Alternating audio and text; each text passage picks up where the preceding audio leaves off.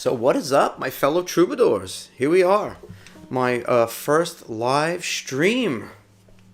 My first live stream here on YouTube, where I'll get to interact with you all out there in the troubadour audience, and get to answer some of the questions that I see mostly on the many comments that you all leave, and that I do appreciate. I've been wanting to go live for a long time, so hopefully I worked out all of the potential technical kinks that we could possibly have here, and this broadcast goes smoothly. I used to go live during COVID.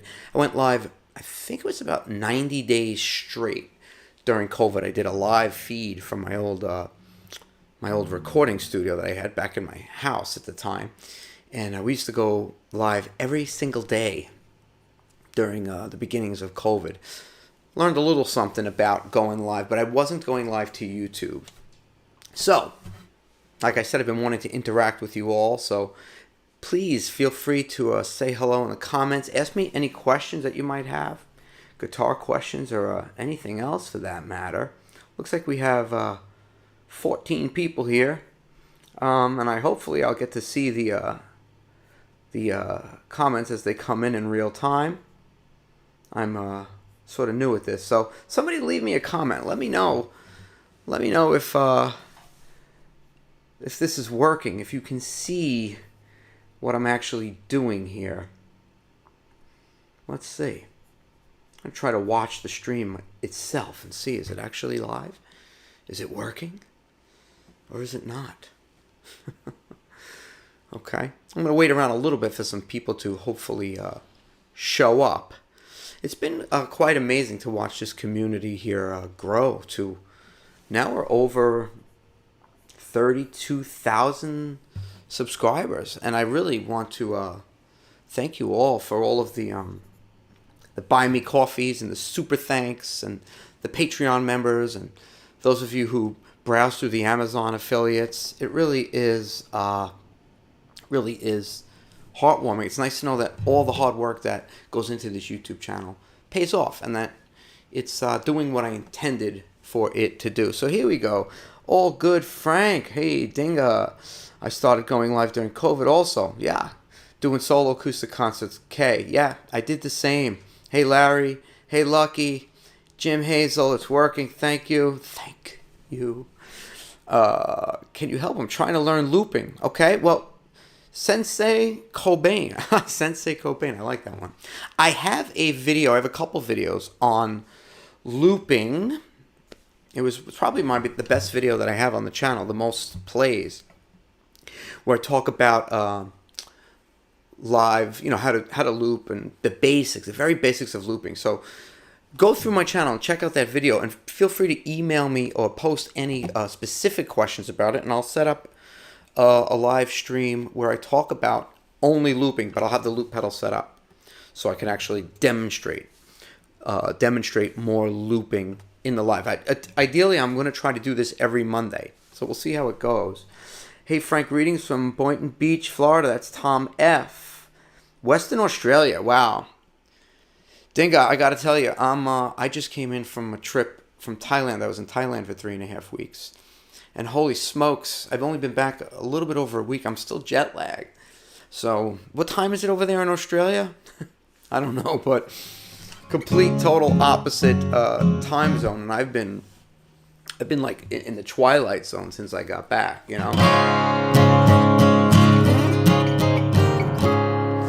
Alright, let's see who else we got online here. Jim Hazel, me too. The long looping video. I like to get more sophisticated than just 4 chords. Yeah. The thing with the looping is, I've said in some of my videos, I used to take the loop pedal out, and I was like afraid to use it, because I would, sometimes you screw up, and you click on it, you don't catch the loop right. Now you're live, you're already tense. The way I basically use the looper is just, let's just say something basic like a Hotel California. I'll loop the verse section, right? Because that's the section that the solo happens on. So I'm not going to play the whole song, but for a loop pedal, it'll be like, in the dark desert highway,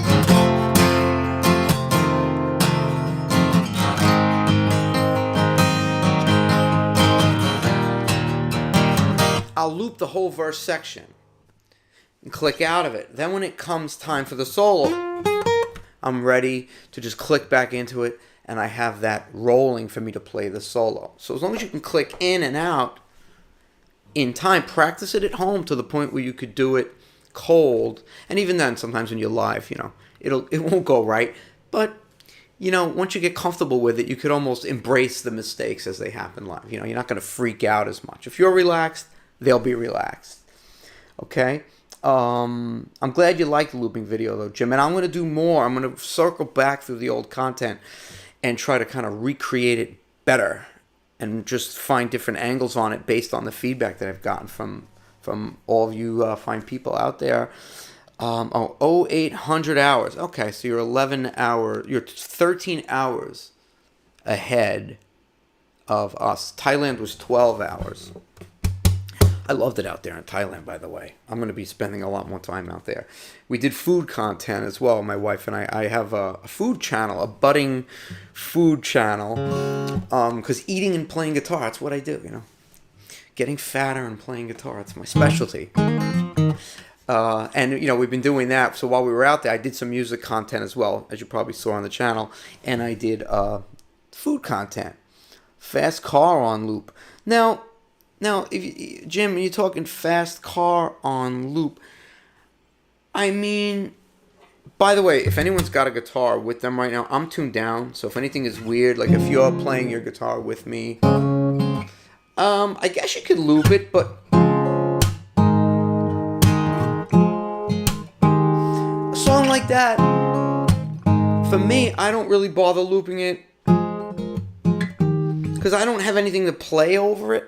But, I often say when I'm at home, I should probably have the loop pedal set up all the time and loop these things and see if maybe I can come up with some ideas to embellish on a song like that. I just kind of do it with this little...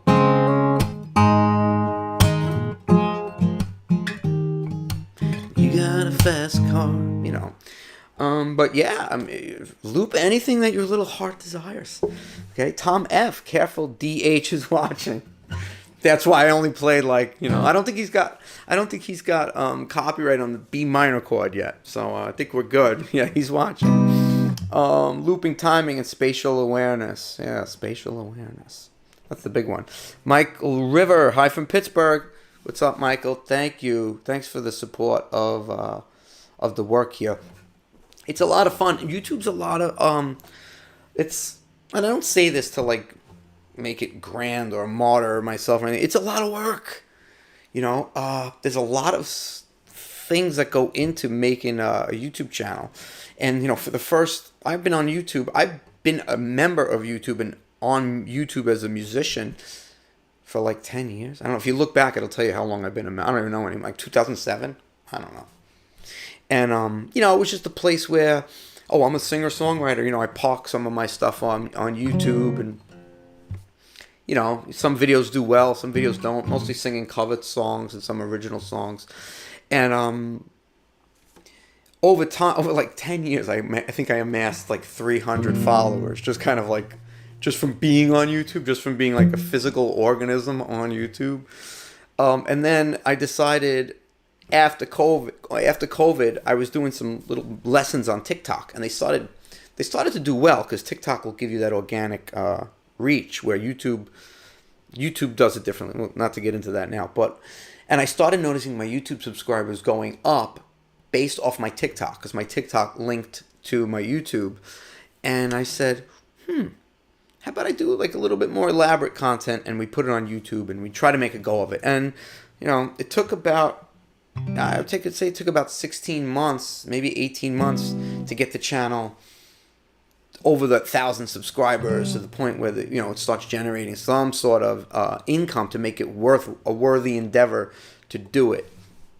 And so that's kind of where we're at with it. But I thank you all for sticking around here. Tom F. I just got a looper. Been playing just like heaven on the loop. Yeah. The loop is it's also a great way to just practice, If you want to practice soloing, you want to practice anything, the loop pedal, you could just let it go on and on and on. You could just sit there and walk around your house and, just experiment with ideas. Let's talk a little bit today.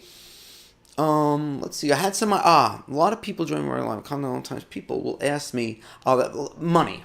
Okay. A lot of times I do a lot of these drive-along videos, right, where I take you to work with me. And a lot of times in the comments, people will post, how much money did you charge for that gig? And oftentimes I'll always respond I try to respond to every comment, as you all probably know. I will respond to every comment at some point. It may take me a while as we get more and more people on the channel. But I can't just say, this gig I charged $1,000. I can't do that because for several reasons. And one is, let's say you're dealing with a corporate client or an event planner that hires you to do a corporate gig. Well, it's really not. It's a kind of a violation of my contract with them to just go and blurt out what they paid me when they're doing corporate work. Now their client knows what I charged them. Okay, so that's not really using good discretion for me to just do that. It's not that I don't want to tell people what I charge. So I'll say, I will charge more than $500 for that, or I charge, but and the same thing goes for, let's say it's a bar gig. Frank, what do you charge that bar that you played? Well, it's not that it's a big secret. I don't want to tell you what I charged.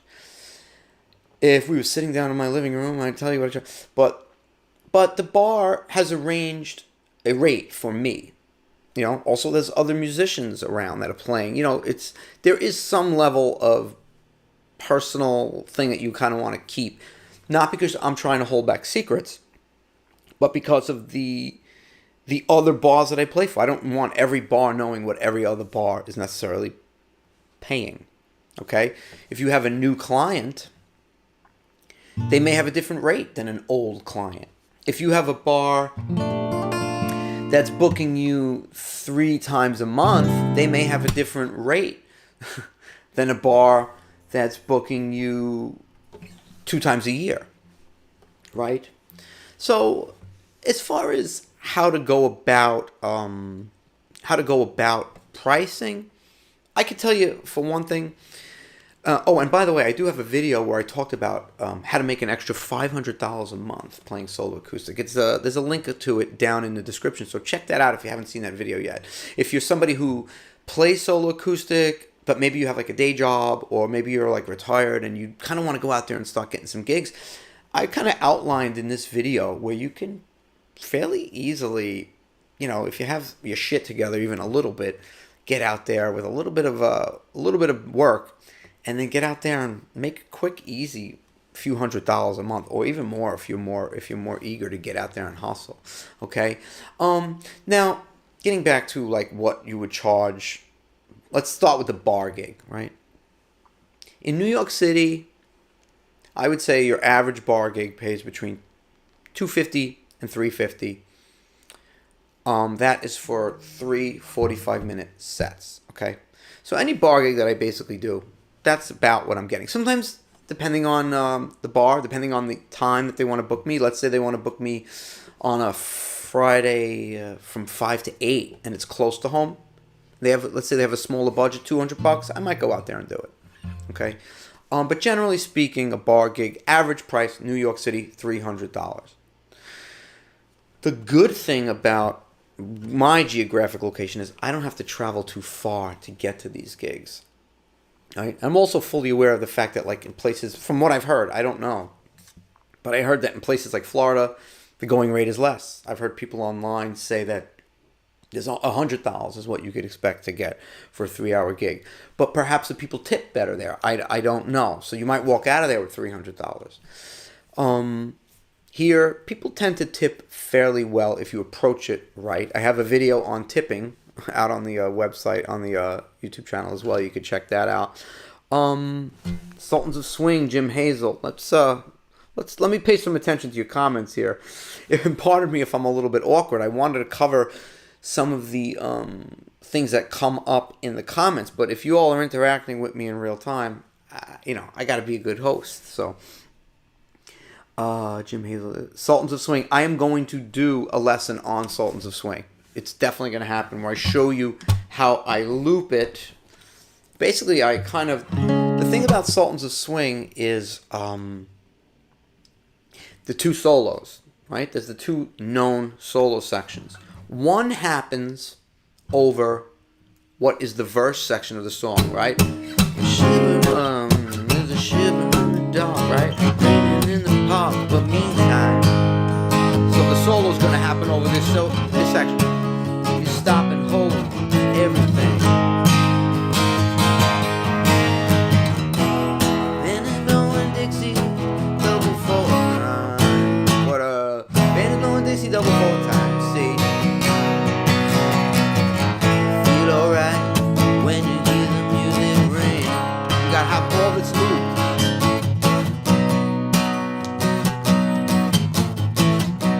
Right? You also have to loop that. Just that section, but that's where you're gonna do your.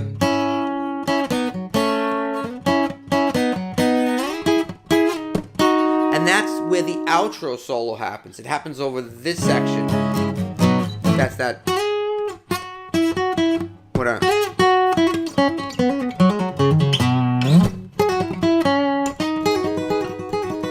You do it. You can do it without the pick. However he does it. So I'm going to do a video where I kind of highlight how to click in and out on the various sections in real time. I just got to figure out in my head how to put it together so that it's a intelligent video and it's not confusing and kind of awkward like what I just did just now. Because a lot of this information, I've been playing these things like so long that I kind of know how I do it, but when you have to translate it to somebody else, you really got to make sure you're kind of responsible about how you do it, right? So that you all can get it in a clear and concise way.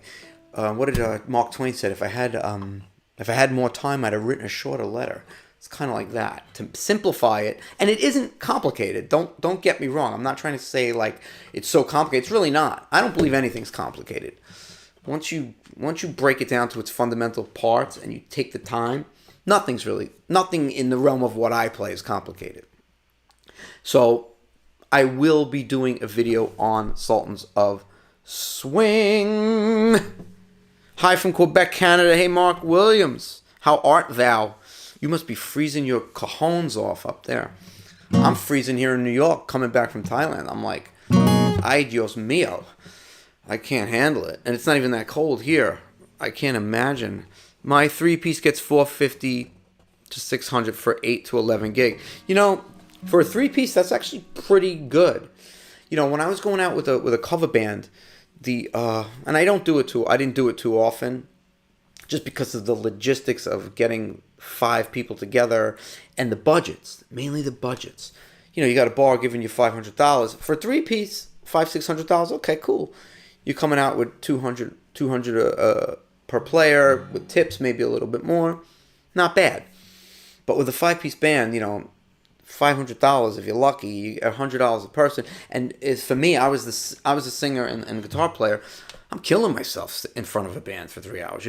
Singing in front of a classic rock band with drums is like far more work than just singing with an acoustic. I don't know what it is. It's just way more energy. It would kill my voice, so that if I had an acoustic gig the next day, I would be, I would be laid out. Like, it would be hard for me to do an acoustic gig after that. And I'm losing money by doing that. But you sounds like you've got a pretty good setup there, so that's great. And more private parties. Yeah. So, bottom line, bars, restaurants, places that are booking me with regularity, $250, $300 average price, because they're booking you at regularity. Private events. Here's what I do for this. If it's a private event that somebody is booking me for, like somebody that frequents the restaurants that I play or the bars that I play, like somebody they kind of know me from the place, I have like a small premium. Maybe I'll charge them $350 to $400 for 3 sets. Now, these clients are also located in the vicinity of where I live and where these restaurants and bars are. So I give them what I call almost like, I give them like a special deal, almost like a local friends and family kind of deal, because they're an offshoot of the place that I play all the time. They're people that go there to hear me play, so I give them a better deal, but I charge them more than I charge the bar. Now, why? Well, one, I want to make more money for a private event, sure. But also, I feel it's not right to charge a private client the same thing that you charge a bar that gives you regular work. I think the fact that they give you regular work entitles them to a better rate than anyone else. Granted, they're also making money on you, and I sometimes have to get that through my head. Like, they're not doing you a favor by having you there. They're having you there because you're either adding to their atmosphere, making their atmosphere have a little more credibility, right, by providing them good music, and you're having people that might, instead of eating dinner and running out of there, now they're eating dinner and they're staying for dessert and they're having some drinks and they're going to talk to their other friends. They're going to listen to music. You're making the place money. But I do feel like they book you regularly. They're entitled to a better rate. So I wouldn't want a bar owner knowing that I'm charging everybody the same rate that I charge them when they book me, 50 times a year. Well, maybe not 50 times a year, but you get the point. Okay, then there's like the next tier up, which I would say are private gigs that are like weddings, catered events, surprise parties, retirement parties that are in, maybe like wedding halls or fancy restaurants, parties that require a little more attention to detail. They might be further away. Parties like that I like to get, assuming they're in a reasonable geographic range, right? I'm not driving 2 hours to get there. Then the price goes up into I'd say the mid 400s to mid 500s, right?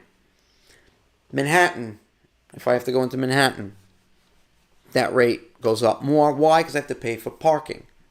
Even though Manhattan's 7 miles away from me, it's a different ball game, right? Different rate. That would be a private gig in Manhattan. Sixes, mid sixes. Corporate's a different ballgame. Corporate, the rate can go up more for corporate depending on where it is. If it's an off day, if it's on a Wednesday afternoon, and I don't have to travel too far, I'll cut them a better deal because I want the gig. I'm not greedy like that when it comes to booking. Other thing, wedding cocktail hours. I try to keep wedding cocktail hours at a flat $500 unless I have to travel too far to do it.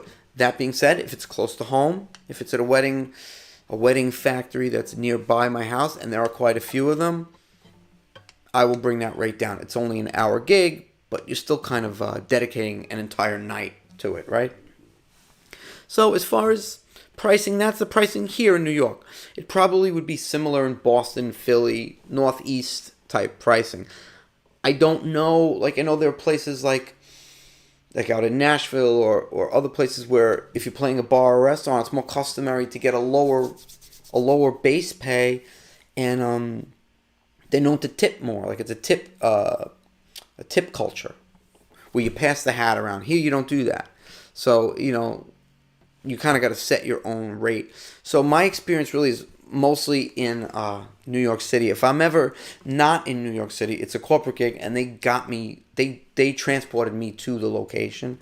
Okay, so, and that doesn't happen too often, but it may happen several times a year. And then the rate is kind of different depending on that, all right?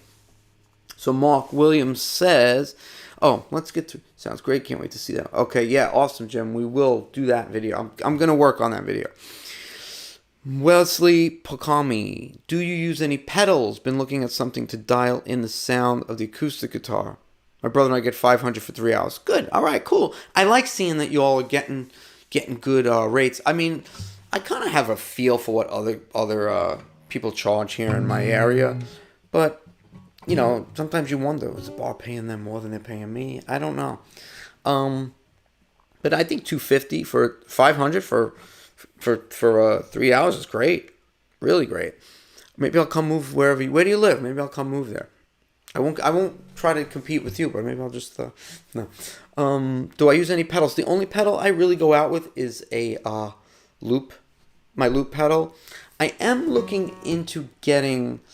There's a TC Electronics reverb pedal that I'm looking to buy, and I gotta get off my lazy ass and just get it. And I'm gonna try to. I forget what it's called. Let me see if I could find it here. I'm gonna try to do something fancy. Let's see if I could do this. Let's see if this works. This might wind up biting me in the you know what. But it is called TC Electronics. Let's just do a search. Reverb pedal. Oh no, it's not TC Electronics, is it? No, I think it's Fishman. Fishman reverb. Let me see if I could find it. The one that I'm looking to get for acoustic. There was one. It's like red. Yeah. It's this one. Oh, no, not the mini reverb, though. No, it's not this one. Well, I'm going to try to find it. If anyone knows what it is, what's the red Fishman, what's the name of the red Fishman pedal? Anybody know? That's the one that I want to get. And I want to, because I feel like I could use, my sound could have a little bit more oomph.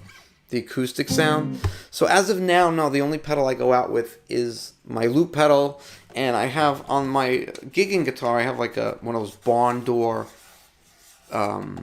pickups. Like it's the Fishman Prefix Plus T. So it's got a little volume knob. So when I'm going to take a solo, I'll just kind of bump the volume knob.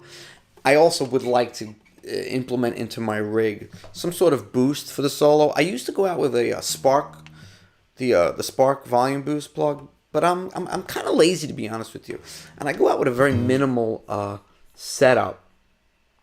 Okay, so that's my story for pedals. Mark Williams says here it starts around 285 CND. Is that Canadian? All right, it's about $1.75. Okay, fairly reasonable. I mean, if you don't have to drive too far, it's fairly reasonable. Gallatin, Tennessee. All right, cool. Now we're talking. Just because thanks you. Thanks that you love the content. I really love to hear that. You know, most of my ideas come from your comments. You know, so it gives you commenting and you all sending me emails and telling me what you think. Really, kind of keeps me from getting like stale in a way. You know, sometimes you don't know what you wanna talk about. You know, we're all humans. We're not always inspired. So you all keep me honest. And Wesley's saying they live in Nebraska. Wow. Do you have any interest in something besides Brian wants to know. Brian Durr. Besides a Dreadnought guitar, it's great for what you do. Totally get that. My latest is a concert. I did have a Martin 0018 for a while. I used to have a lot of guitars. And now I just don't anymore. I'm living in a smaller apartment. I'd sold my house. I sold a lot of my gear. I was going to move out of New York during COVID, but here I am. Still here.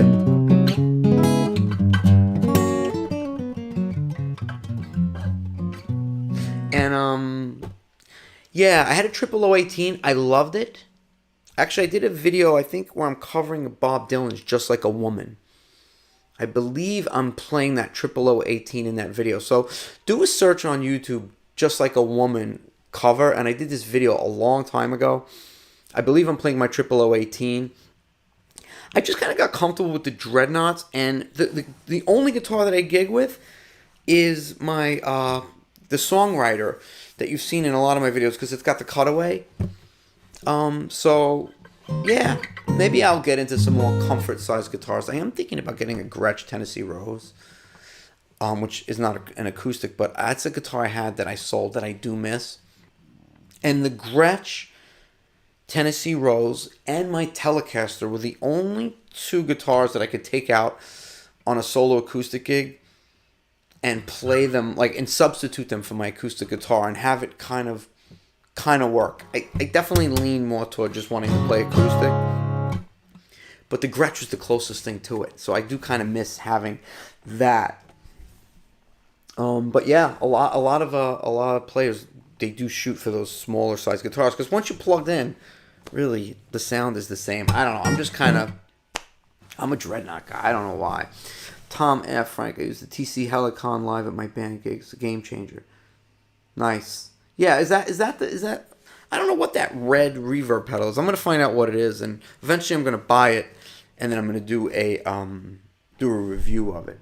46 views, 16 likes. Let's all show off. Thank you, Blues fan. Appreciate it. Sarah Watson, message retracted. No, what were you gonna say? We want to know. Well, I want to keep it simple. Yeah. Yeah. Well, when I finger pick, like if I'm gonna finger pick at a gig, yeah, I'll adjust my volume higher. I do tend to sometimes make my guitar too loud, because I guess I'm hiding behind the guitar a little bit. We all tend to do that. So if you're going from a strummy song to like Blackbird, I'll hit it with a little bit of volume. One thing I've noticed when I'm playing live, and everyone's voice is a little different, obviously, but I notice like when I move to fingerstyle, suddenly my voice sounds bigger and fuller, and I'm like, wow, it's not as scary. Sometimes it could be scary when you're going from strummy, high impact to fingerstyle, more exposed, but I find that once that voice starts to sound bigger, now I feel more comfortable. So it's just kind of a interesting phenomenon that I find happens to me when I play live. Cutaways all the way, Brian Durr. Yeah. Oh, I pronounced your name right. Not bad. Well, you know what? I'm from New York City, where we have a lot of ethnicities. So we have all kinds of names, So I try to be sensitive to that. Okay. Let's. So I mean, that's kind of what I got to say about pricing, and I'm glad you all were able to chime in on it. Kind of, we all have like an idea of what everyone charges. Make sure we're charging fairly. We don't want to rip ourselves off, right? Let's see what else. There were some other questions that we had. I'm curious about Nashville too, like places like Nashville and in like Florida. I heard the rates in Florida are a lot less. I don't know. I heard in Nashville you play for tips. But I'm assuming that's like at an original gig or an open mic type gig, not a gig where they're hiring you to play. That being said, I don't know. I'm curious if any of you have any insight on that. Jason Duncan, are you talking about the Fishman AFX acoustic reverb? No, I don't remember. I don't remember it being called that. And I even sent an email to the company a while back. Let me see if I could find it that way, where I asked them to send me a pedal. I was like, hey, I'm a YouTuber. I was trying to flex a little bit. Was it Fishman? Yeah, it was Fishman. Let's see. I think it was Fishman. Fishman. I told them no, it was a Fishman pedal, but I don't know what it was called. I'd sent them an email on their website, like a tech support request, asking if they would send me the pedal to test. Sometimes that works, sometimes it doesn't. They never answered me, so apparently they weren't impressed with my YouTube channel. So what could you do? But it was definitely a Fishman pedal, and it was red. Maybe it was the Mini. AFX Acoustic Verb Mini. It might have been that, Jason. I'm gonna do a little bit more research on it. But by all means, feel free to rattle off the reverb pedals that you all like. Maybe it'll give me some ideas what one to get. I definitely want to start getting my sound a little bit fatter when I play live. I kind of just, like I said, I'm a minimalist. I believe the tone is all in the hands, and it is to some extent. But if you can get something that gives you makes you feel a little more warm and fuzzy, then that helps your playing, which helps your tone even more. Okay. Let's see. There was other questions. I have been pounding the table lately, so to speak, as the stock people like to say. I've been pounding the table on the importance of videoing. Videoing your gigs as a solo acoustic player. I did a video. There's a link in the description on the DJI Osmo camera. This is not a plug for the Osmo camera. I bought this myself. I'm not trying to sell you an Osmo camera. But this thing, let's see if it'll focus. Okay. I believe because I believe going out there and videoing, being able to video your live shows with ease is the greatest thing you can do for your career, because you can get more gigs if you have video content that you could post to Instagram, that you could post to Facebook, that you could chop up, make reels, put them on put them on YouTube, even if you put them on as unlisted video, so you don't have to worry about copyright. And when people are looking to hire you and they inevitably ask, hey, how can I hear what you do? You've got professional level or high quality video sent to them with high quality audio. That is the key, okay? So I did a video, like I said, the link is in the description, on this device, the Osmo. I'll turn it on for you. Show you what it looks like, okay? The reason being because this thing, if you buy the Creator Combo, it comes with also a wireless mic.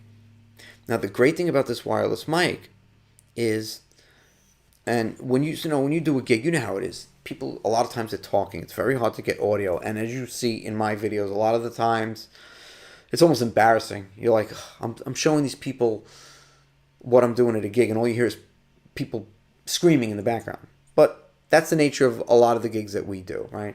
We're not there as the main attraction. But because this thing has a wireless mic, you can kind of situate the microphone close to your amp, and it'll help you eliminate a lot of the background noise. All you need is a small tripod. This thing has a tripod mount. And this thing in the front, this is a gimbal. This little camera is mounted on this gimbal head. So if I turn this around, let's say I turn this around. How can I do this so you can see it?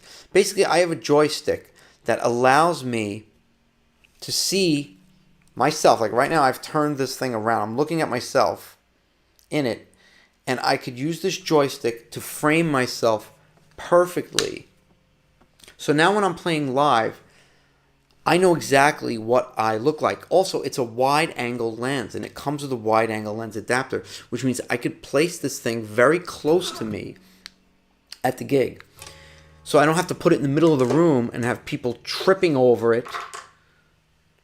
I'm able to basically record everything, and then when I get home, I can chop it up, and if there's anything good, great. If there isn't, all right, I didn't get anything. But it's like if you're fishing, you gotta have your hook in the water, right?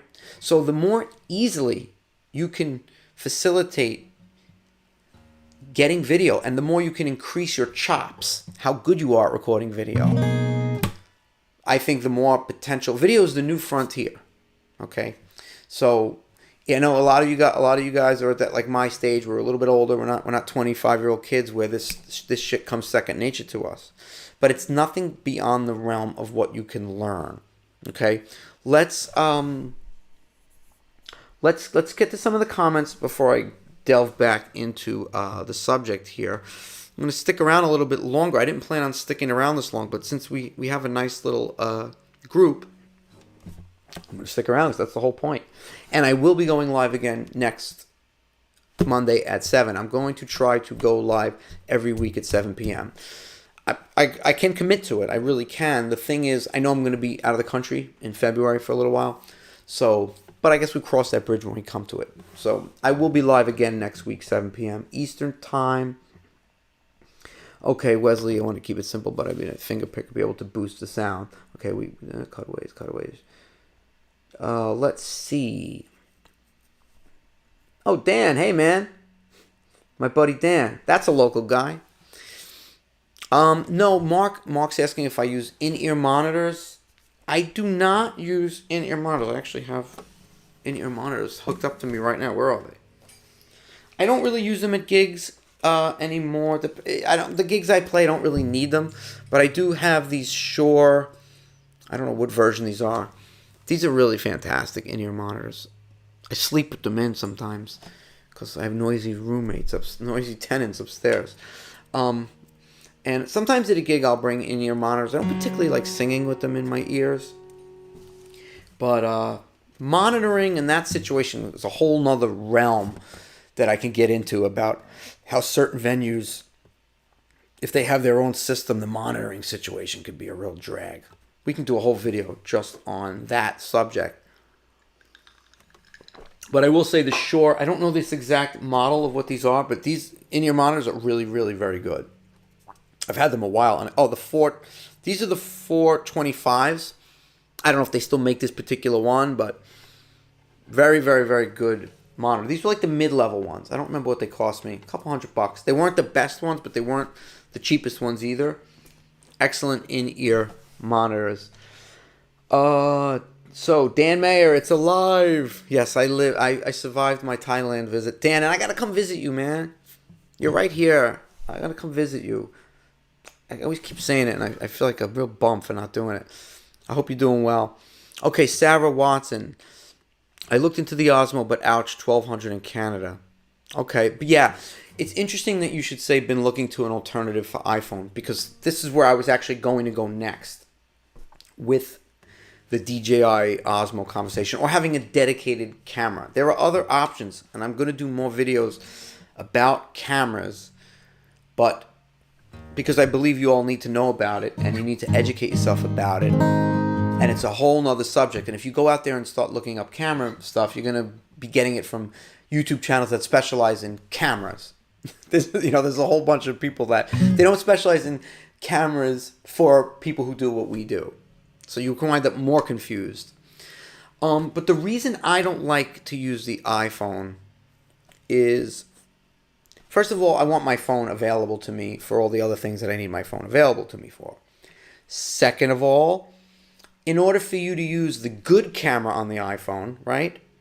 Well, you need somebody else to frame the photo for you, because you can't see yourself. If you want to see yourself in the backside camera, right? You want to set that up on a tripod so you can see yourself. Now you're getting an inferior camera, because the camera on the backside of the phone is not the same quality level. Okay. The other issue I have with the iPhone as a camera is it's not very good in low light. Whereas something like this has got a 1-inch sensor. The sensor is the part of the camera that absorbs the light. The larger the sensor, the better the picture is going to look in lower light. Low light is the bane of photography. You don't have enough light, you don't have good quality. It's harder to have good quality video. So the bigger the sensor, the better your video is going to look in low light. You don't want it to look too grainy. The other thing is with the iPhone is audio. Now there are microphones that you could, like wireless microphones that you could plug into the iPhone, and then it'll be wireless, so you could place the microphone near your amp, right? You don't want the microphone to your camera, whether it be an iPhone with a microphone or a camera with a microphone. If your camera's 4 feet away from you, you don't really necessarily want that microphone to be on the camera. You want it to be situated wherever is the best place for it to be situated, right? So perhaps you could use a Zoom, one of these Zoom devices that's like a microphone recorder, those with the little XY, and then you could sync it up to the video later. That could be done, but now you have a separate device for your audio and your video, which makes things more complicated. Again, with the DJI Osmo, you get this, if you buy the Creator Combo, you get this wireless mic, and it comes with a magnet. You can literally stick it to the mic stand, and aim it at the amp and get pretty good sound. You want to make sure you check your levels. You'd have to do a sound check your audio levels, make sure you're not peaking this thing. Because if I'm using this camera to do a vlog and I'm talking into the mic, great. But if I go out now and I'm playing a live gig, now that level is going to be too much for the mic. So you could adjust the gain of the mic in the camera. It's fairly easy to do. But very, very good device. Now, when I did that video, I got hit with questions because I'm like, oh, you do the video and you come home and now you get all the footage. Well, not everybody knows anything about video. It's like, Frank, how do I get the footage into the computer? Right? And the other question I got was, well, can I adjust the angle of the camera from my phone app? And the answer is yes, you can. So if the camera is set up 4 feet away from you and you want to adjust the gimbal to put yourself in the frame, you don't want to have to walk over to the camera in the middle of a gig, There's an app that when you get this camera, it'll give you a barcode like you could scan, and it's called the Mimo app. And with the app that is part of the DJI camera, you could adjust pretty much every item of the camera from the phone, which is also really cool. To get the data into your computer so that you could now edit it, again, another video that I could do on editing. It comes with this little, well, it doesn't come with it. You have to buy these little micro SD card. This thing is tiny. I don't know if you could see it. Okay. And the SD card will come with this little adapter. You take the SD card out, you put it in this adapter, and then this SD card, which is what most cameras use, if your computer has an SD reader, you pop it in, and it'll see it as a drive, and you copy the files from here. If you don't have an SD reader in your computer, like I have a MacBook Pro. MacBook Pros come with SD card readers because they're catered toward content creators. But if not, you can go on Amazon, you can buy a cheap SD card reader, and that's how you get the data into the computer for editing in whatever your editing software of choice is. I use something called CapCut, but you could use iMovie, you could use Adobe Premiere, you could use, there's a bunch of them, and that's a whole nother Pandora's box. Pandora's box of things you can get into when it comes to editing. Okay, so Sarah says 1,200. Ouch. I get it. 1,200 Canadian. That's, it's not for me to say what you should spend your money on. Now this being said, Sarah, the Sony makes the what I started with, and I still use it, the ZV-1 camera. Now, that and you could get the older version, the original version of the ZV-1, which is excellent, and I still use it for my YouTube videos. Most of my early YouTube videos were filmed on the Sony ZV-1, and I still use it as my B cam. You're going to get really good picture quality on the Sony ZV-1 camera. It's not as wide an angle, so you're going to have to put that camera a little further from you, okay, for it to get you in the frame, which might logistically be a little more difficult at a gig. The other thing is, in order for you to have a wireless mic capability, you're going to have to get a wireless mic for that camera. Rode makes some of them, or you'd have to get the microphone that sits on the camera, or you could use the camera's in-body mic. You can, but it's not ideal. But the Sony ZV-1 is a good, very good camera. So there are alternatives to this thing. I don't know how much the ZV-1 goes for now, but the original one, they dropped it in price because they came out with the Mark II. They're always coming out with something new, and that means you can get the older one for less money, and the older one is just as effective, especially if you're just trying to get good footage of your gigs. So do a little research. If you have any questions, feel free to email me. If I could help you, I will. Mike Richea, I sometimes add a Sonic Cake Sonic wood pedal. Ooh, includes preamp, chorus, delay, reverb, 1/4-inch outs. Nice. Nice. Now this thing goes for, just to snap back to it, this goes for, in the US, I think the creator combo is like $6.99. So, to me, I thought it was a good deal. I jumped on it. But I don't know, in Canada, if it's more money, that it is $1,200. Now you're moving into a different realm of camera. Okay. Dinga says, yeah, it is a minefield, Dinga, 631. It's a whole nother thing. And, you find yourself now, I'm like, hey, I thought I did this to start playing guitar. Why am I now looking at camera? I travel to a gig. I got more camera equipment than I do music equipment. I went to Thailand. I brought one guitar and 3 cameras, and my whole carry-on bag was all camera gear. Because if you're making content, you can't make content without cameras, and and you can't make music content without your instrument. Tom F, do I use a 12-string at all? No, I don't. One of these days I'll get one, but no. I've started playing, Jim Hazel, I started playing a Lag High Vibe. It has a built-in looper with layers, volume control. Your videos are inspiring me. Oh, I'm glad they're inspiring you. That's what it's all about, man. That is what it's all about. Dwayne Andrews. Okay, Dinga says 631. Can you use a GoPro camera instead? Yeah, I mean, yeah, you can. You can use a GoPro. The thing with the GoPro is, now I don't know the latest versions of the GoPro. It becomes audio. Audio's the issue. Because you can get good quality footage. GoPro's a little bit of a wide, almost like a fisheye kind of look to it. Because it's an action cam. It's made to try to get everything in the scene. I like the look, personally, of the Osmo Pocket 3 better. Or a dedicated, camera. But I don't, a lot of times I don't like to I'm not going to bring a $2,000 camera to a gig to get knocked over. But even though the footage will look better. And you could use a GoPro. I don't know if the latest ones have, the old ones have this case that you put around them, and you couldn't get good audio out of them. So if you find a way to get good audio out of it, then sure, why not? Plenty of people using GoPros. Thank you for but I definitely think, getting back to the iPhone, so to me it's a little bit inferior on a technical level. Yeah, in theory, if somebody's framing your shot from the front side camera, yeah, the footage is going to look great. And if you can iron out the audio, it's going to be great. But it's not as convenient as having a dedicated camera that I pop on the stand, hit record, boom, done. I don't have to think about it.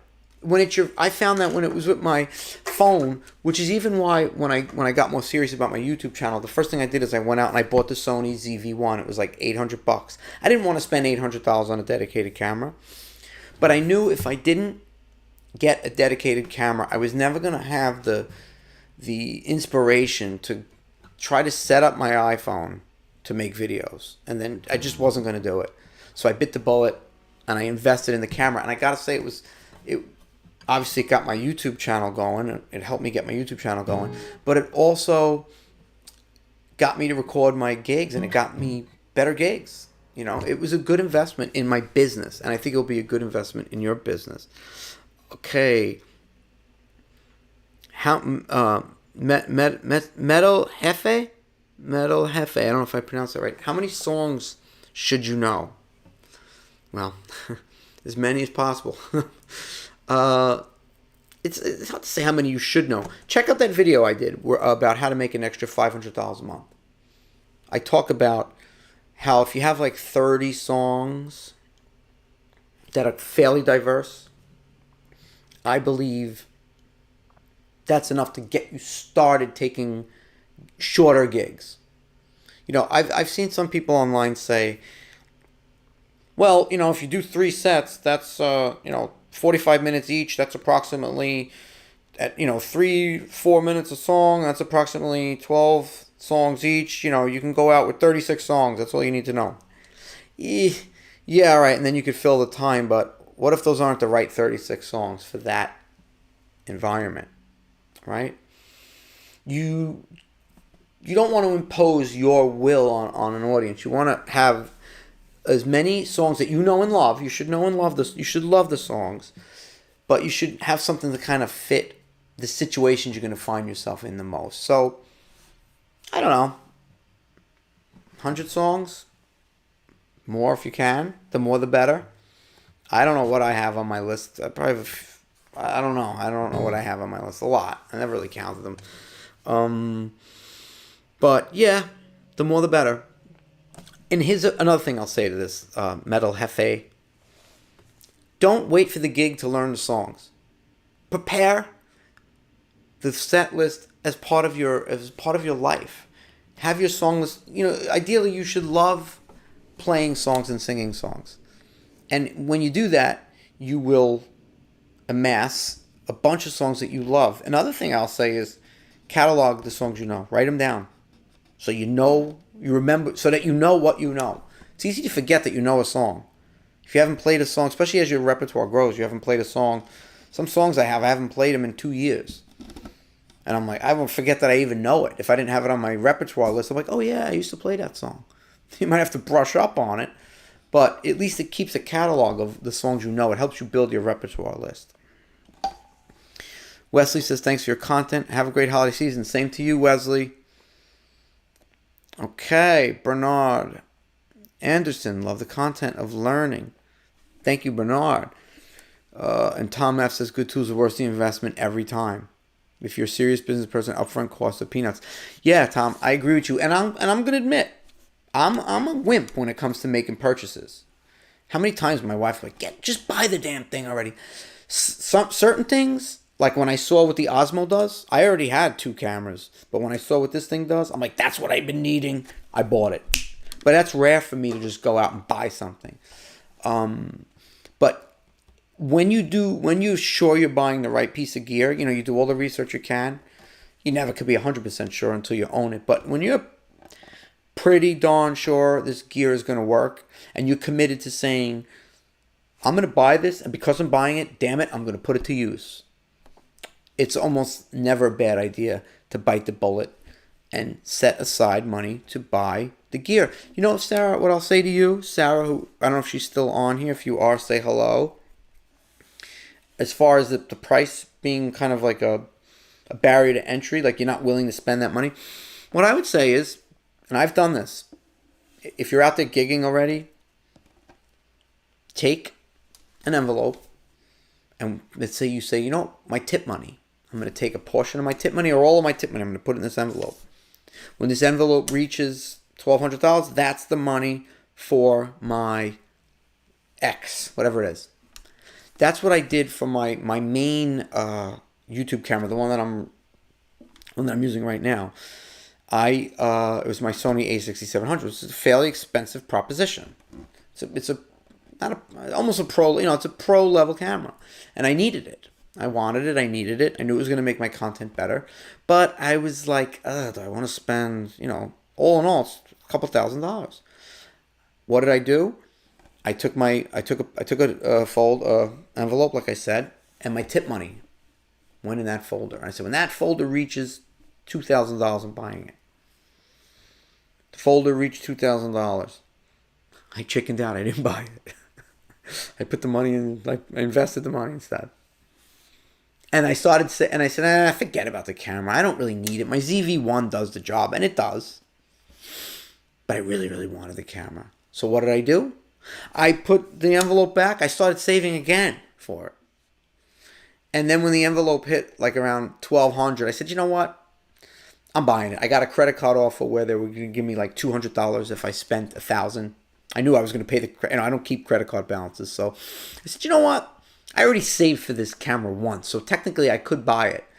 I saved for it almost twice, and then I went out and I bought it. So if you could find a way to kind of, make it so that you don't feel the sting of spending the money, then that would be what I recommend to you, Sarah. This way you can get that camera. I want you to have it. Take mine. I'm going to send it to you. Give me your address. I'm going to give you mine. Okay. Aaron Lehman Loops. Oh, his name is Loops. This guy's got to be a good looper. My personal goal was learning 100 songs. At 10 songs per hour, that is 3 unique 3-hour sets. There you go, Aaron. There you go. Man after my own heart. Ed Shank. Where do you get the majority of your leads and or bookings for gigs? Do you use Gig Salad or anything? I used to use Gig Masters back in the day. But I used to use Thumbtack back in the day too. But I don't know what those sites are like now. I was kind of, I used Gig Masters, I'm talking 10, 12 years ago. And back then, I think those websites were way more, they did way more for you. Now, I don't know. I've heard good things about Gig Salad. I've never used it. But I would say if you have a little money to invest, Ed, maybe join Gig Salad and give it a shot. But don't do it until you have your reels, until you have a good press kit, so to speak, until you have a way to build a good profile on that site, your song list, until you have good videos of yourself doing it, some testimonials, some clients. This way, if you're going to spend the money to join one of these sites, you're putting your best foot forward. You're not just saying, well, I joined it, they should be getting me gigs. Well, you join it, but you present yourself, and I'm probably telling you what you already know. I'm not trying to tell you this as if you're not going to do it. But present yourself well on it, and it's probably worth the investment for a year or so. See how it goes. With Gig Masters changed my life, because back when I joined it, and I was going to do a video about this, perhaps I will. where literally the first gig I got paid for the damn thing for the whole year. It was like a week after I joined. I don't know what I spent. Maybe it was like $200 for the year back then. And Gig Masters they're not around anymore. Actually, they call themselves the Bash now. They're not what they used to be. I'm still on it, but it's not what it used to be. But you can check out the Bash as well. I'm so programmed to call it Gig Masters. Back in the day, I got a lot of work from that, and that work built me relationships that kind of kept me getting me work over the years. So definitely check those sites out. And my other leads, a lot of it now just comes from word of mouth. So I always say when you play a gig, you're not playing one gig. One gig is 10 gigs because everyone at that gig is listening to you. Make sure when you go to a gig, have business cards, Have some sort of way that if somebody comes up to your mic stand and they like you, they have something that they could grab and walk away with. As I take a sip of my iced coffee. All right. Sarah's back. Tom F. Happy holidays. All right. See you next Monday. Awesome. Yeah. Chris, when and if you ever had a bad gig, what do you do to build up your confidence? Like, I've had bad gigs. Please. You kidding me? I mean, what do you do? Look, I still sometimes feel like I want to quit.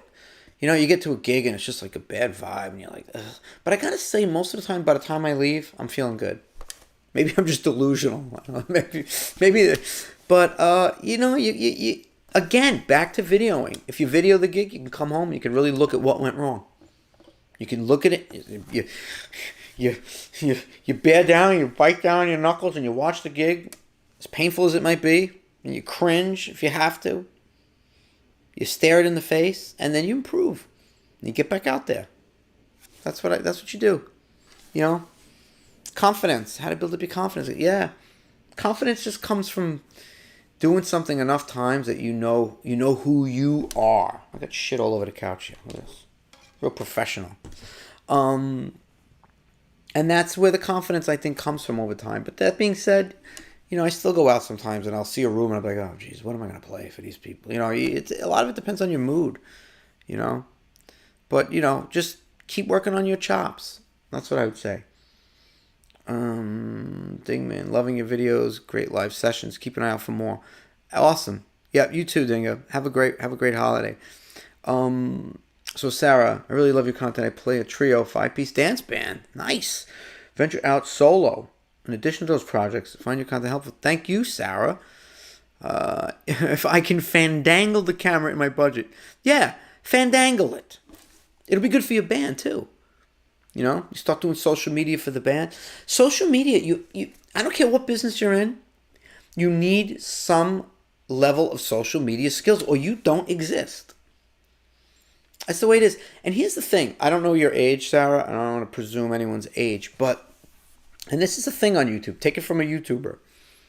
I do a lot of research on YouTube. I spend a lot of time on YouTube. Not just watching music content. Watching YouTube content about YouTubers and what this whole world of social media is all about.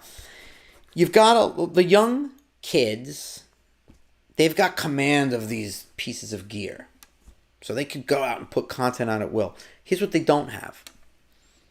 They don't have your life experience. Even the young players that are making music content, their inspiration came from other content creators. It didn't come from getting out there and actually playing. So all of them are like kind of carbon copies of each other.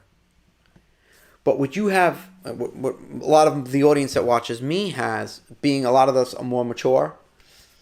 And there's a lot of young kids that watch me too. And they could learn from this as well, is you have the experience. So when you take this, you build up some of those social media chops. Anybody can learn how to use this cameras and you can learn how to do it. But you have more than likely more substance to what you're doing, and that's a very good combination.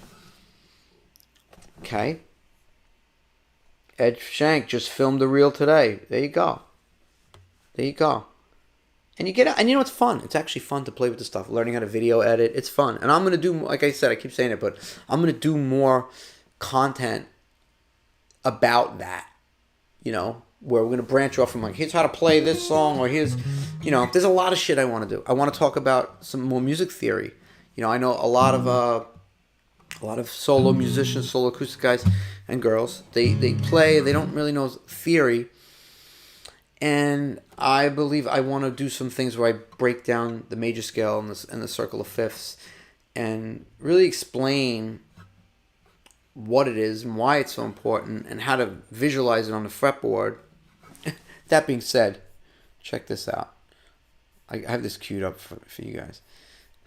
Look at this thing. This came across my Instagram feed the other day, or my YouTube Shorts feed, and it's somebody like. It's a chart about how to memorize, memorizing the fretboard, and this is what the dude is putting out, and I just found it funny. Using this assortment of notes, G, A, B, C, D, E, and the octave pattern, we can copy this here, and then yet again right here. I don't know if you could hear this. I hope you can.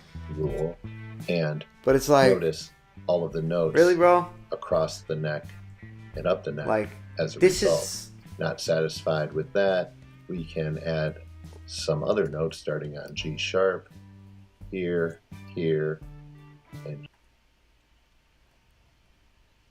like, what? How is this gonna? Using this assortment of notes. This is how you're gonna learn the guitar. Oh yeah. I have these charts, and we can copy. I want to be able to make things that'll kind of help y'all learn some of the tricks of learning your way around the fingerboard and get a little more theory under your belt. So you, when you're playing chords that are in a song, you kind of know their context. I think that would really, really help. And you don't got to go crazy. I'm not pushing. I don't want to jam theory down people's throats, but I think it's a lot of fun. And I think that if you embrace it a little bit, it could come in really, really handy. And then you don't got to watch videos like that where people are putting up charts. And that's not how I don't know. I just found that funny. I'm like, what the hell is this? But okay, let me get back on track here. All right. People always yell at me in my comments in the videos, like, Frank, you talk too much. Then go watch another. I don't know. What do you want me to tell you? Okay. Tom says, good luck, Sarah. Yeah. Good luck, Sarah. You got this. You got this. And send me emails. If I can help you, I will. Sam Vecchio. Fellow Paisan. Good evening, Frank. Newish subscriber here. Love the content. Well done. Thank you, Sam. Welcome to the channel. The Gospel of Mark. Hey, Frank, how do you deal with dead gigs? I had a dead gig last week, but dead gig. I mean, like, you're playing the staff. Dead gigs. Yeah. I mean, I tend to feel guilty at a dead gig. I feel like, oh man, they're paying me and nobody's here. I feel like I should have brought people. Nobody loves me.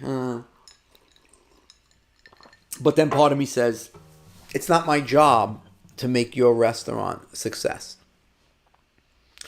It's not my job to make your bar a success.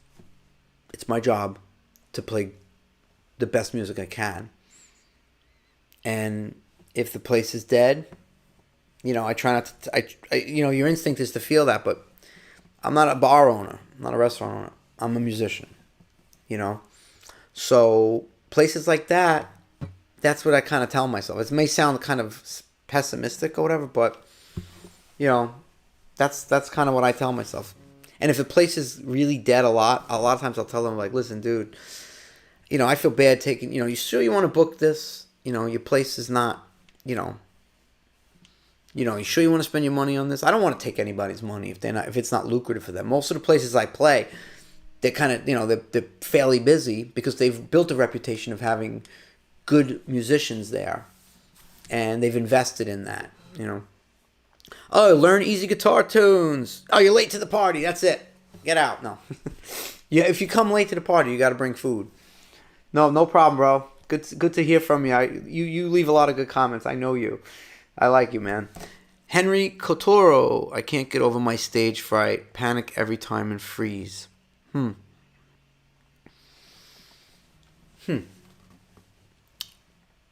I wish I could just snap my fingers and say, oh, here's what you do. I don't have a knee-jerk answer for that. But what I would do, I know you maybe have done this before, do some searching. find some research on what people say about dealing with stage fright. You know, maybe there's ways you can kind of just get your feet wet, play in front of some people you know, play for some friends. You know, a change of mindset, perhaps. I don't know. I don't want to presume to know what causes your stage fright, because that would be like, I can't say, oh, do this. That would be irresponsible of me without really knowing you.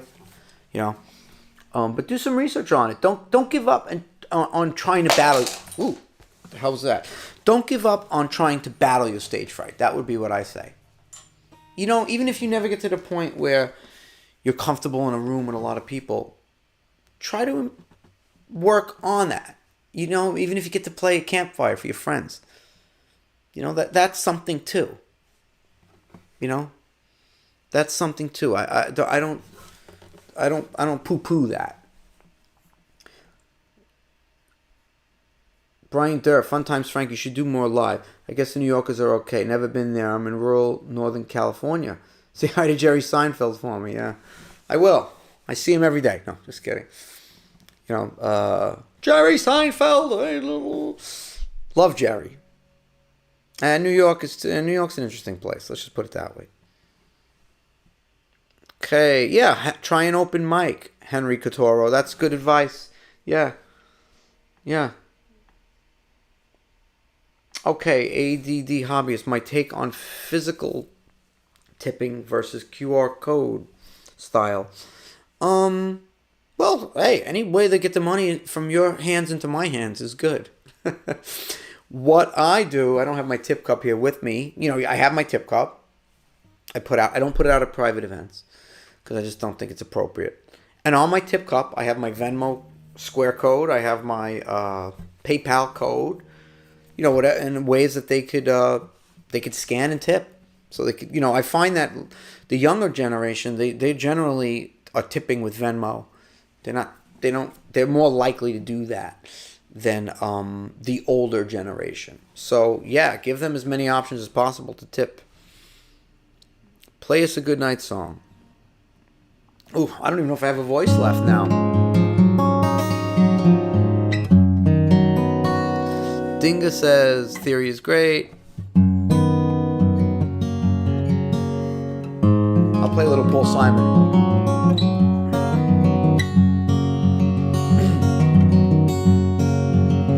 I hear the drizzle of the rain like a memory. It falls soft and warm, continuing, tapping on my roof and walls. He's from Queens. So am I.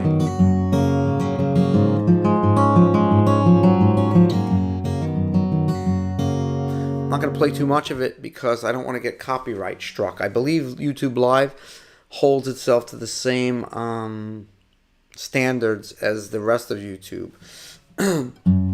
Maybe I'll play some original stuff in the next one. Okay, Gospel Mark Frank, do you ever do an originals only show? It's funny you should say that.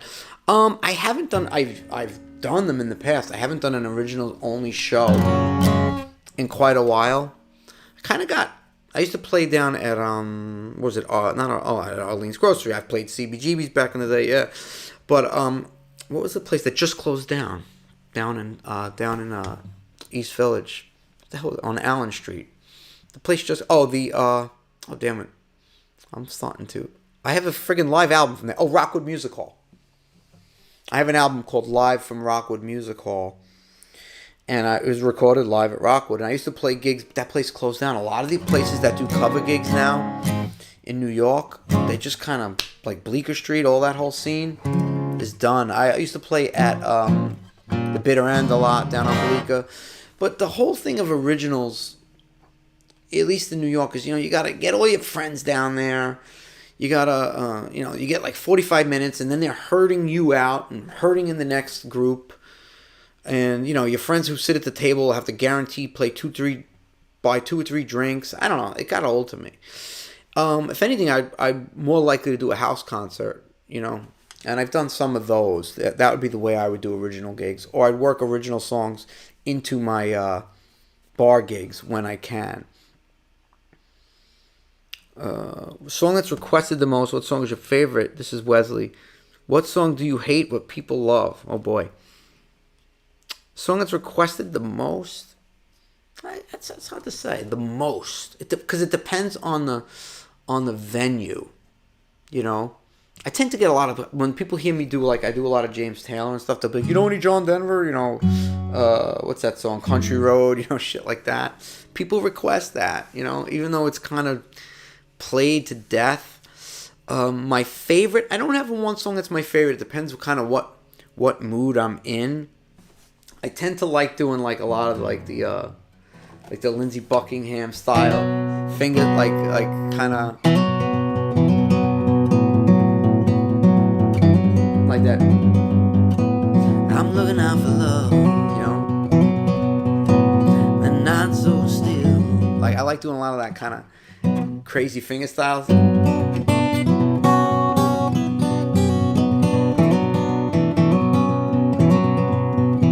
Like that's the stuff I tend to like, and just Paul Simon stuff. I'm sitting in the railway station, got a ticket for my destination. That's kind of where my heart is. A lot of that, like, kind of New York 60s style folk, finger style stuff.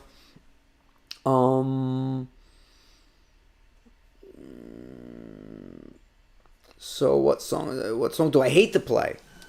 Oh, Happy Birthday?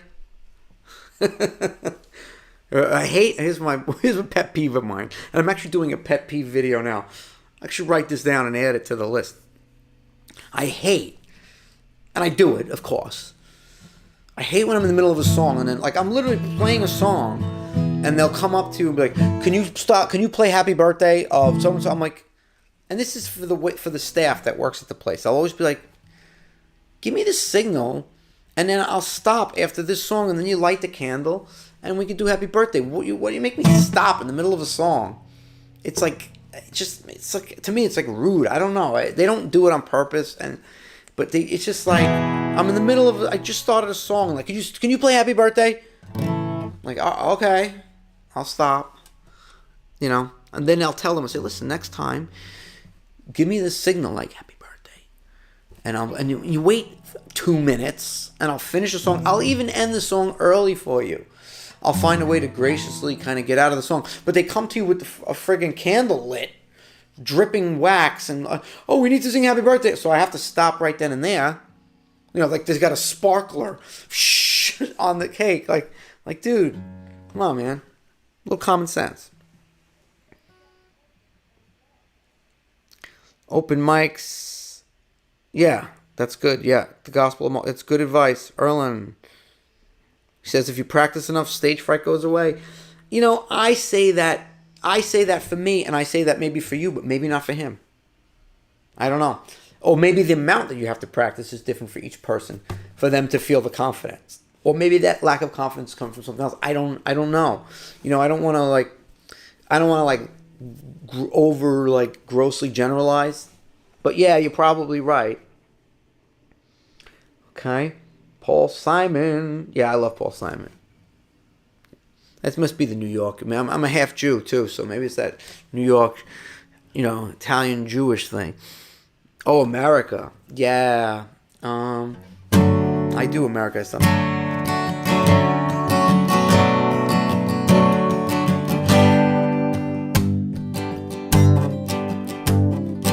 Let us be lovers, we'll marry our fortunes together. Pretty. I got some real estate in my bag. Bought a pack of cigarettes. Mrs. Wagner pies. Great song. Didn't know you were a fingerstyle guy. You should gig that more. I mean, I do a lot of fingerstyle at my gigs. With the channel, I haven't leaned into a lot of things because I want it to be accessible to as many people as possible, and I don't want to how to introduce concepts like fingerstyle and music theory and even some jazz type chord theory, and I don't want to be a Rick Beato, and there's nothing against Rick Beato, and I'm not saying I play like Rick Beato. I don't, but I don't like Rick Beato be like, he does his like his that's it things where he's like, well, you can do the pentatonic thing and he goes and that's it, like, and when I see something like that, almost kind of like that chart video I brought up, to me, and I'm not saying Rick is doing this like that. Rick is a great resource, but to me, that's like you like freaking blowing yourself up. Here's what I do, but you're not really serving anybody because I don't want to blow stuff over people's heads, And I find sometimes when I watch Rick, here's how you do this. He's doing arpeggios and shit and whatever, and I'm like, but what is that doing for anybody? Anybody that's watching that and is instantly making sense out of that doesn't need that content. So why are you doing it? I don't know.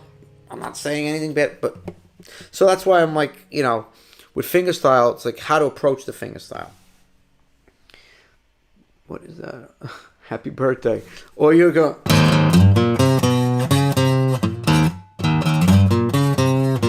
I should do that birthday song. Say it's your birthday instead of singing happy birthday to you.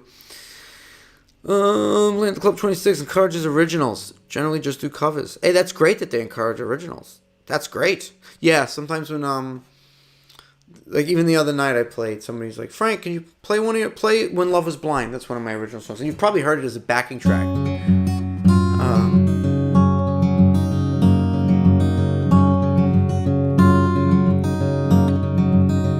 Actually, the gentleman who mixed that is Ben Wish. He's the guy who mixed Walking in Memphis for Mark Cohen. He's a really, really excellent mixer. He mixed that song. When Love Was Blind, if you want to go out and check it out. You've heard it as a backing track on a lot of my videos. Somebody asked me to play it. Harry asked me to play it the other night at Donovan's. And the joke is I call it Harry's song because he's the only one that ever requests it. And whenever he goes, I love that song, I'm like, oh, you're the one? Like from Good Will Hunting when he says, I read your book, and Robin Williams says, oh, you're the one? Because, the original stuff does tend to fall by the wayside, and it shouldn't, but it does. For me, anyway. And I should get on that. Like, probably the rest of you probably feel like that as well. Okay. Listen, I'm going to try to get to all of these comments here. Sarah Watson, play us an original. All right. I'll try to play you When Love Is Blind. Let's see how it comes out. I'm going to play When Love Was Blind, and I'm going to wrap this session up. I have a 9 o'clock guitar lesson that I have to give. So I have to take my computer now and magically reconfigure it from a live streaming YouTube device into a FaceTime guitar lesson device. So let's play When Love Was Blind. And I will feel free to send me these questions. We'll be live again next Monday. This live session went really well, and I thank you all for sticking around and for asking me these questions. I'm really thankful for this community. I met you long ago, pulling petals from your rose. I swept them off your floor when I was yours. We pushed the sticky tacks until the plaster cracked, putting frames upon the wall in our crooked hall. We raced beneath the stars and crashed in the morning time. Back when I held your heart and you held mine.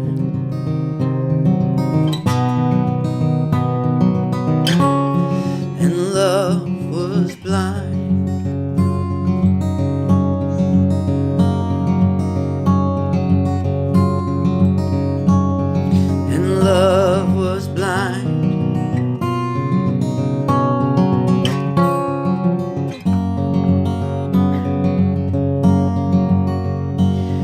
We floated on a breeze,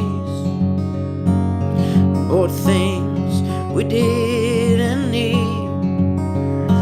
Oh, what I wouldn't trade for those wasteful days.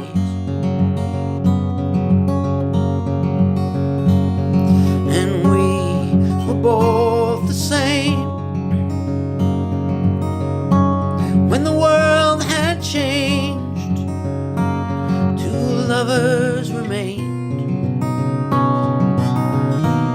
We raced beneath the stars, fast on a summer high. Back when I held your heart and you held mine,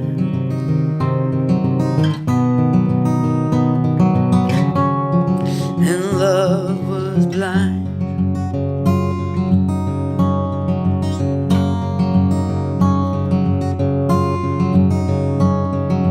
You were all I needed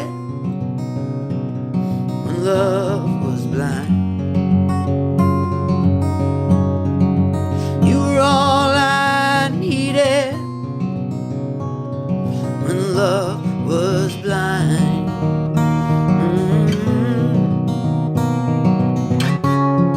When love was blind.